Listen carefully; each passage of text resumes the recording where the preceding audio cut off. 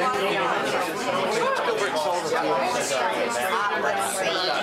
know patience. Let's not share. Because we actually did my summer camp. I went to a Jewish summer camp. Why was without friends? I don't know. And I haven't seen it all.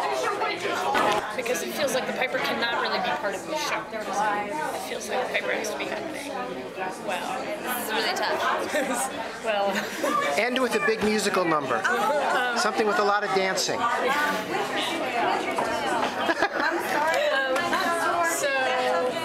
that's why I like that idea. Okay. Okay. Fine. That's cool. And I feel like we should start. Okay. Okay. So the piper's gonna pipe outside, And then he'll pipe in. Can't we get you girls out of the kitchen? You wanna switch?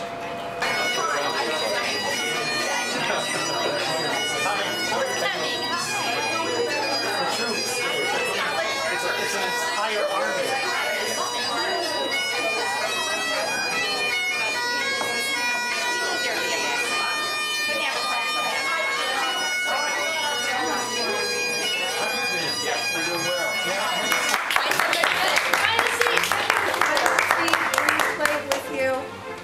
I just want to say that I'm so delighted to see everybody here. I've been looking forward to this. Celebrating an 80th birthday, like how would you do that? I mean, we're here to celebrate a birthday, but what are we celebrating? And what I decided to do was to share the talents of our friends and my spouse, who has had a very long, rich theatrical life, among other talents. So please enjoy. If I don't get to do it otherwise, I want to publicly thank my kids and their significant others who really helped me put this together. And Carolyn. And Carolyn, well, she's sort of a significant other as well. And if you get up to speak, please introduce yourself and say how you know Mac. Okay? Enjoy.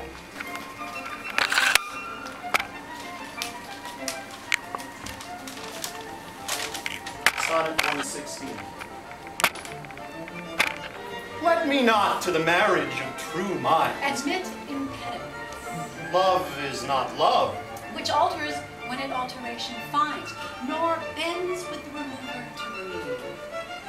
Oh, no. It is never fixed mark that looks on tempests and is never shaken. It's the star to every wandering bark, whose worth's unknown, although his height be taken. Love's not time's fool, though rosy lips and cheeks with his bending sickle's compass come. Love alters not with his brief hours and weeks, but bears it out, even to the edge of doom. If this be error, upon me proved, I never writ, Nor no man ever loved.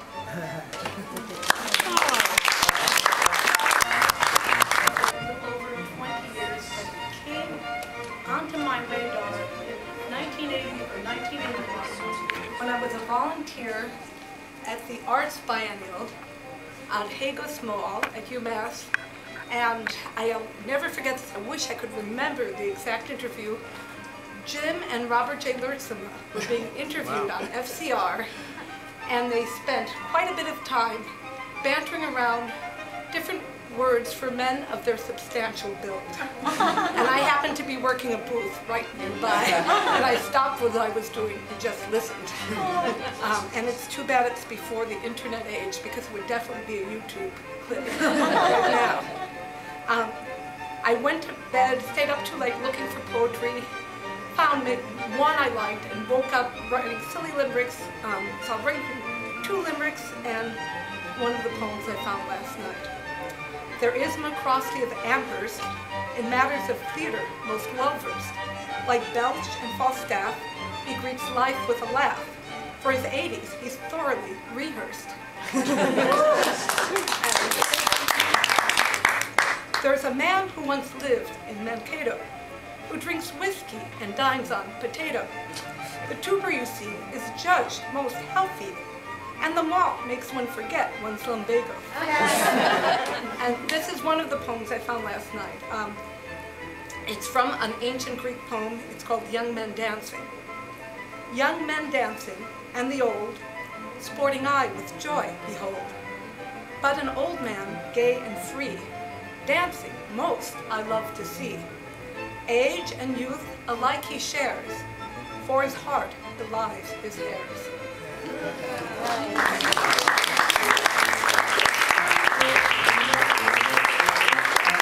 Havara Haruach, and I've known Jim and Robin for many years, even going back to when they first lived in Florence.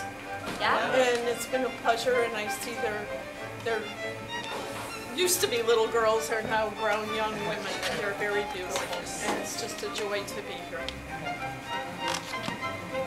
Anybody else? Oh, this is a song called Wild Mountain Time, old Scottish tune, and we'd like people to join in on the chorus, as many people as would like. Someone turn the lights on. Can we have the lights, please? Because we're needing to see the words. Two Rise Up Singing's over there, page 157, if you want to. Here's Sing already. All right, all right.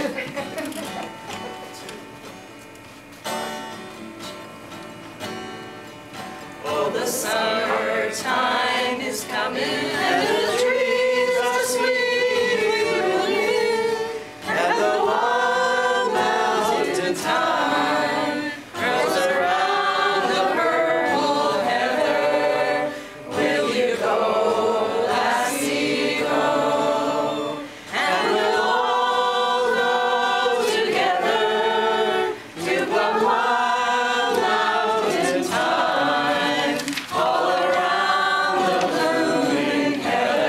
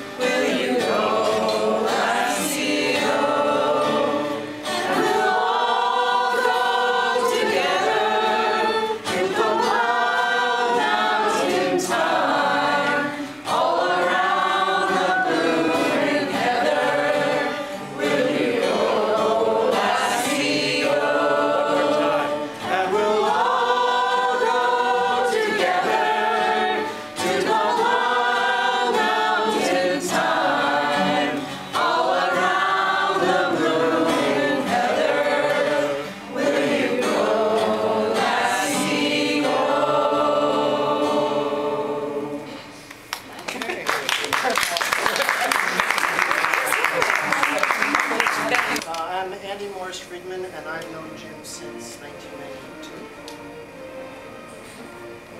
I was just telling Jim, I guess when you're 80 years old, you can know people for a really long time. I was struck watching that clip of the many similarities and differences between JimMacRostie and King Lear. And if I could take you back to 8th grade English class for a second, maybe you could help me work on this essay that I'm going to work on, the differences and similarities between King Lear. Of course, one of the key differences is that JimMacRostie had 2 daughters. King Lear only had 3, so I guess we'll put a mark on King Lear's side for the extra daughter. Let's see, what else? King Lear had 200 knights, right? Jim, how many knights did you have? Yeah, well, if you can't remember, they must have been pretty good. Okay, so unfortunately that's 2 marks for King Lear because he has more knights than Jim. Let's see, King Lear was stuck out in a horrible thunderstorm. Did that ever happen to you, Jim? No. No, not that often. Okay, well, so far it's 3-0 to King Lear. Lear was blind. You're not blind. 1 for Jim.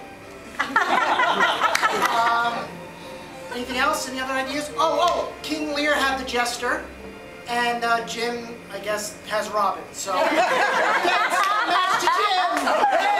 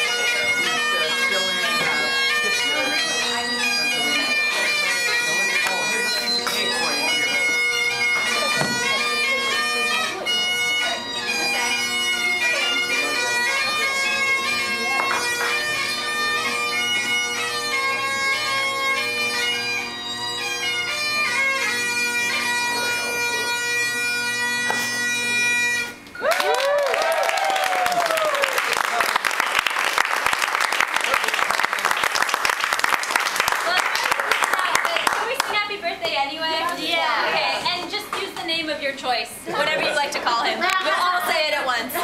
Okay? Happy birthday to you. Happy birthday to you. Happy birthday, dear man. Happy birthday to you. Many more.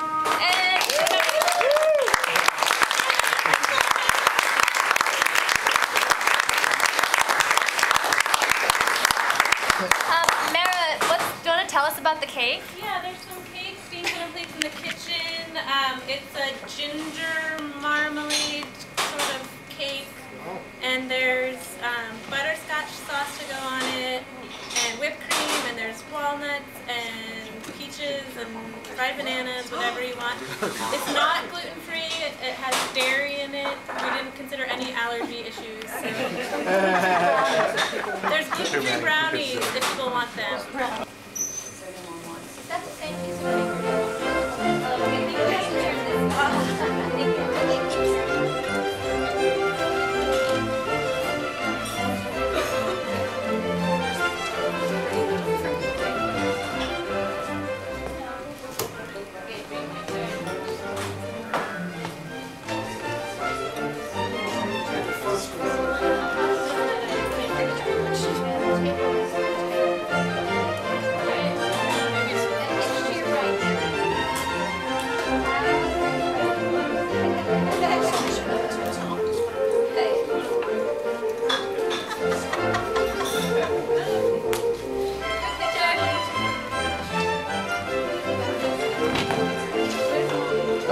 Move back. She's doing the dishes. Robin! Please come center for a photo. Come on over here. Can I direct you? Yes. You can see the camera. Okay. This gentleman in the green jacket is the far side. Okay, you can stop. That's fine. That's fine. That's fine. Okay. Everyone else should be on this side. Can't hear Andy if everybody's talking. What do you want us to do? I want you to, the mirror, that was okay. That's where you want to be. Want some duckers in the front? Yes, I do. All right, so let's see. Hold on just a second. So can you two come also down in front? That's Hannah and Chris. Hannah and Chris. Down in front. Okay. So who are you? My name's Rob. And Rob Zucker. And how do you know Jim? I know Jim through the Havara. I think that's really how I know him.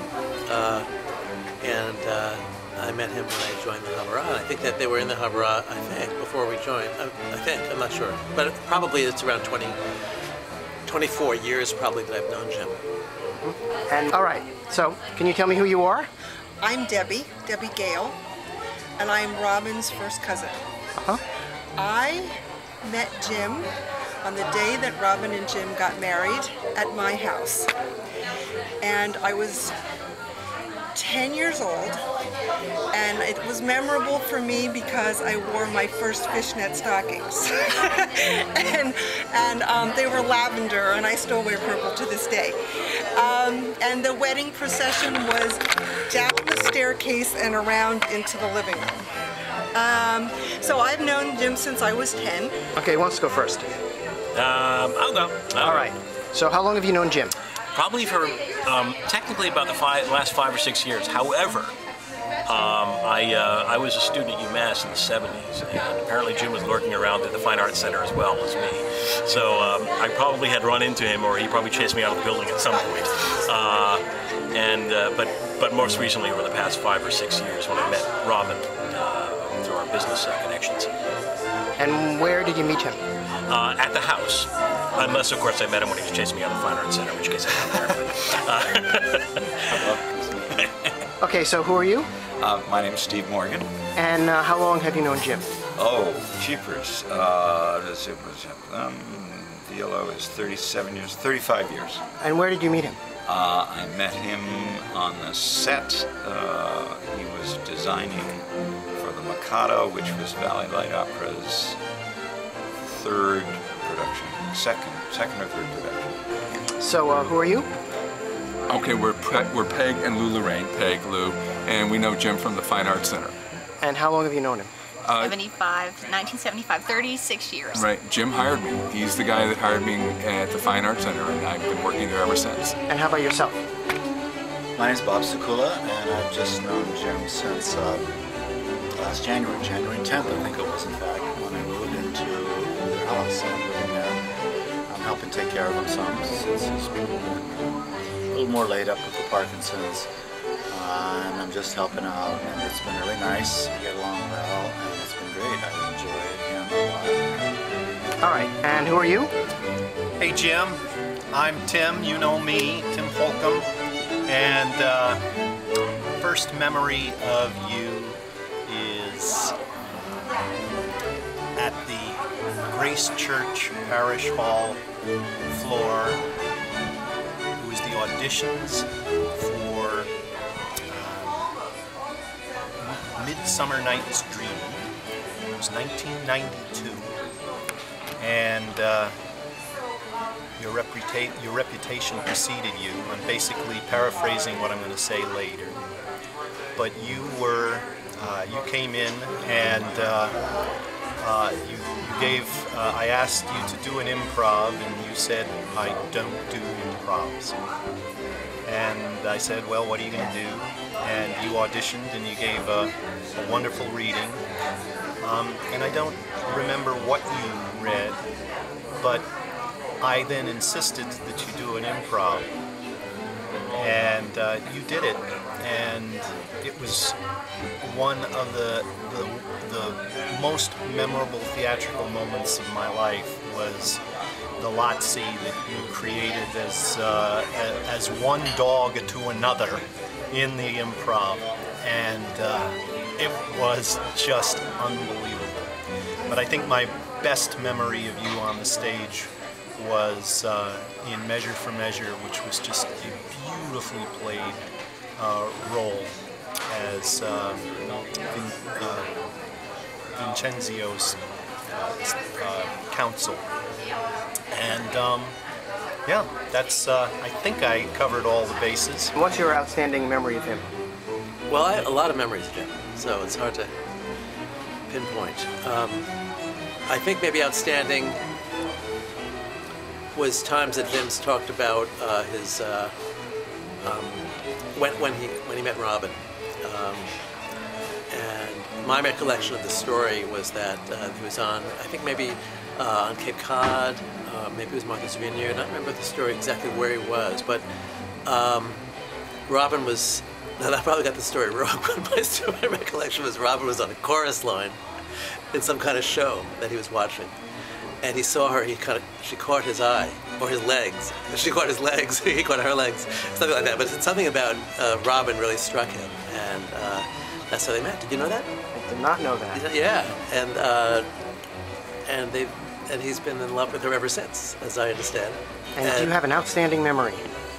Wow. Well, I'll tell you, my outstanding memory goes over a very long period of time, and it has to do with the fact that anytime anybody in any of the community theaters around here needed something, Mac was the go-to guy, and he was so generous with his time, expertise and stuff that we all benefited very greatly. And one of my most memorable experiences with Jim is that he made a Hanukkah menorah out of plumbing pipe that was enormous and could stand outside and could be assembled and disassembled. And that's been a real strong family memory for a long time. Do you have a birthday wish or greeting you want to send him? I have a birthday wish. I wish him many more. And I'm a speech therapist, and I tease him a lot about his speech, but it's actually getting better. So I wish him to continue to get better. Okay. Well, thanks for participating in the video. Sure. So, Dina, you're next. Okay. I'm Dina, and I met Jim at the Havara. I don't remember exactly when, but he and Robin and their children, who were, I think Marta was about 8, Aaron must have been about 12 or 13, showed up one day at the Havara, some holiday or other. I don't remember exactly when. And do you have any birthday wishes or greetings you'd like to send him?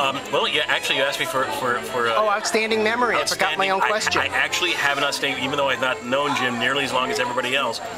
I went to go see a show. Actually, you were in the show, weren't you, Sheldon? You're talking about the Burning Words? Yes. And he was, he was, infirmed, and he came on. It was spectacular. And I'm besides my computer business, I'll give you a plug later. I'm an actor, and I do have union affiliations, as does Jim. And so I saw what he did there, and I'm thinking, wow, that was spectacular, and great job. Well, you're not getting union scale for being in the video. Oh! And do you have a birthday wish or greeting you'd like to send him? Well, I haven't seen him yet, so I hope I get to deliver it in person. But just many more years of being the great guy that he is. Okay, well, thanks for being in the video. And do each of you have an outstanding memory of him? We have a million outstanding memories of the Big Mac. I'll tell you one. One time he was backstage before a show, and someone had kind of wandered in unauthorized, was playing on one of the pianos, and Mac asked them to stop, and this man wrote a letter to the Collegian and said the jovial Fine Arts Center Max had made him stop playing the piano. We called him Max for months after that. Let's see. Gosh. Nothing that comes immediately to mind. I remember Mac would always stand out in front of the Fine Arts Center lobby yelling odds to the left, evens to the right, because there were no signage. I mean, we opened that place in '74. There was no signage, there was no rigging, there was no stage. And so everything was done, we had to do it all, and we did do it all. Mac designed the rigging. Mac was the guy. And we installed it. Yeah, he opened the Fine Arts Center. He made it what it is today. I love Jim's memories of his theater days. And and just his reminiscing and the spark that he gets when he talks about his life as an actor. How about Happy you? birthday, Jim! Oh, there yeah, you go. yeah. So, how long have you known Jim? I've known Jim about 20 years since he and Robin came into Chavarat Haruach. And do you remember where you met him? I believe it was his old house in Florence. We met them just before they moved to Amherst. And were you just at the house, or was there something happening there? Or? There was some sort of group. I think there was a Chavurah event, and I'm not quite sure how they were hosting it when they weren't in the Chavurah yet. But I think that's what it was. What? You have a while ago. You have an outstanding memory of him? My memory of Jim was when we took our daughter Alana when she was about 7 to see King Lear in Look Park, because Jim was playing King Lear, and even though she was a little young to understand it, we thought she'd like it because Jim was in it. And she did like it. She listened intently to the whole thing. And what I remember about that is she had some she brought a friend with her, and his dad was too cheap to get into the show, but he stood outside Look Park and he heard everything Jim said from outside Look Park. Sure. So that's one of my strongest memories of Jim. And do you have a birthday wish or greeting that you'd like to send him? Oh, we wish him a million good wishes. There's nothing that we wouldn't wish for Mac. He's terrific. How about ditto? Thanks for being in the video. You're so welcome. And you have a birthday wish? My birthday wish is that you continue to inspire, as you have so many of us, with your knowledge and creativity in so many ways, and great building skills. Okay, well, thanks. My wish to you is just as rich and wonderful embracing of life and happiness and love and all that is good I wish for you. I'm Kay Lyons. Hi, Jim. Another Hampshire Shakespeare Company Association. I first saw you in a very similar setting, Grace Church Parish Hall, and I had found out from other friends that you wanted to be the Ghost of Christmas Present. You walked in and I looked at you and your eyebrows and I thought, those are not the eyebrows of Father Christmas.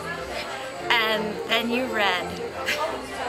And the eyebrows said, I'll play who I want to play and I'm going to knock your socks off. And you've been part of my daughter Emily's life in a very big way. And I love you, Jim. Happy birthday. I took my then 8-year-old daughter to see her first Shakespeare, which was King Lear, starring James R. MacRostie as King Lear. And we took also a friend of hers, a classmate, who was about the same age. And the father of the classmate showed up, but he didn't want to go inside the theater. This was at Look Park in the Pines Theater. And for some reason, he didn't want to go in. He wanted to sit outside. And then later at the end, he said, oh, what a terrible performance. The only one I could hear was Lear. So Jim could project well outside the bounds of the Pines Theater. You have a birthday wish for him? I wish to be here celebrating his 100th birthday in 20 years. Okay, thanks. Get its video. All right, so how was the party? It was great. Yes, it was a good party. I'm glad so many people came. And that it wasn't too stressful. Lots of people pitched in and helped. Amazing support team, cousins and friends. Mm-hmm. Good, and Jim enjoyed it. He seemed to. I think so. Yeah, It's funny, I hardly talked to him or at it or any part of the party. I was like running around everywhere. Yeah. But I thought it was funny that he wouldn't eat his cake with the candles in it because he didn't want to take the candles out. It's still intact. And to bronze it. Yep. That's your job. Okay. Next question. And can we look at you or at the Yeah, camera? I don't know look at which me. one to do. You can look at me. Okay. Let's see, next question. So you didn't want to answer what kind of dad he was? No? I don't mind answering that. Okay. My dad was an awesome dad. My dad is an awesome dad.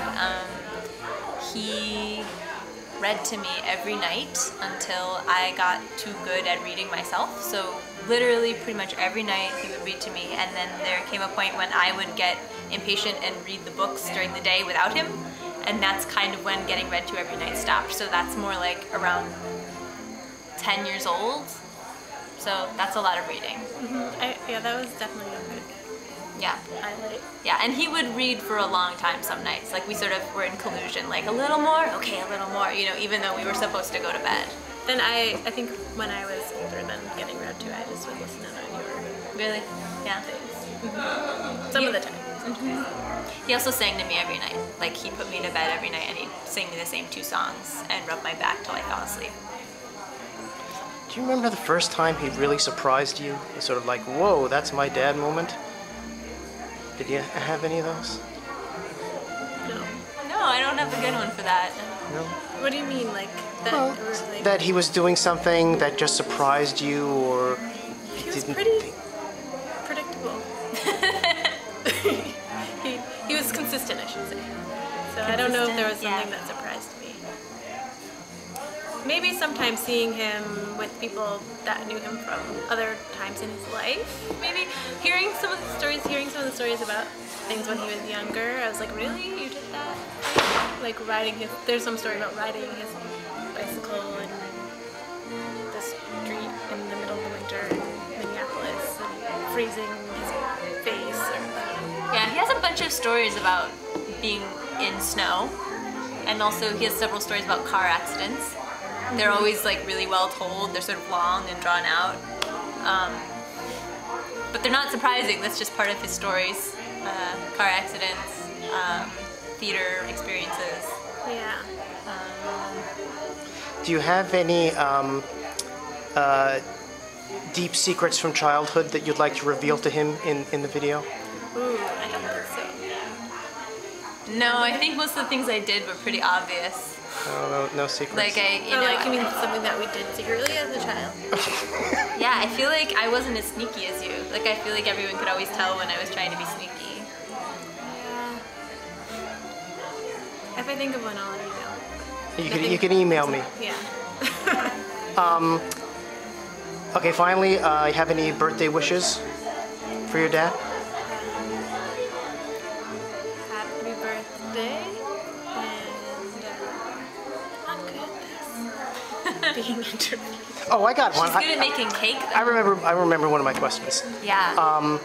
Looking back at your parents' relationship, what are some of the good things about their relationship that you remember from growing up that you're trying to put in your own relationships now? I think they worked well together. Like having creative projects together. I think that's like the strength. Right. Yeah, the sort of like professional set, like amateur professional sort of theater projects. Professional amateurs.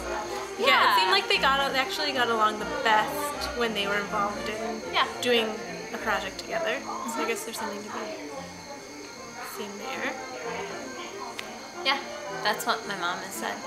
Doing things that you like to do and that inspire you together.